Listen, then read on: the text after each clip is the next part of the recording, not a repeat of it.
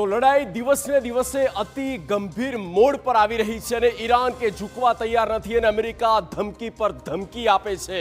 આ તમામની વચ્ચે આજના સૌથી મોટી અપડેટ શું છે, સૌથી મોટા સમાચાર શું છે, તો શરૂઆત તેનાથી કરીએ। આ અપડેટ આપણે આપી દઈએ તો ઈરાનને અમેરિકાની અંતિમ ચેતવણી, અમેરિકા દ્વારા વધુ એક આ રીતે સ્ટેટમેન્ટ પાસ આઉટ થયું છે યુએસ તરફથી, ટ્રમ્પ તરફથી, અને કહેવામાં આવ્યું કે ડીલ કરો નહીં તો ખાર્ગ આઇલેન્ડ થઈ જશે રાખ, હોર્મુઝ ખાડી ખોલો નહીં તો બધું જ ડિસ્ટ્રોય થઈ જશે, ઉડાવી દઈશું, નેસ્ત નાબૂદ થઈ જશે।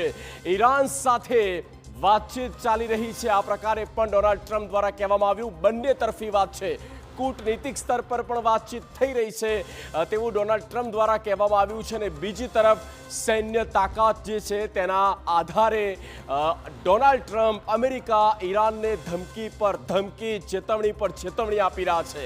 સ્ટ્રેટ ઓફ હોર્મુઝ ખોલવાની પણ વાત કહેવામાં આવી છે અને એવામાં હવે ખાર્ગ ટાપુ, ખાર્ગ દ્વીપ જે ઈરાનની લાઇફલાઇન કહેવાય, જ્યાંથી મોટા પાયે એક્સપોર્ટ થઈ રહ્યો છે ક્રૂડ ઓઇલ, એલપીજી, અને એની પર કબજો કરવા માટે થઈને આ અમેરિકા હવે સ્ટેપ લઈ શકે છે।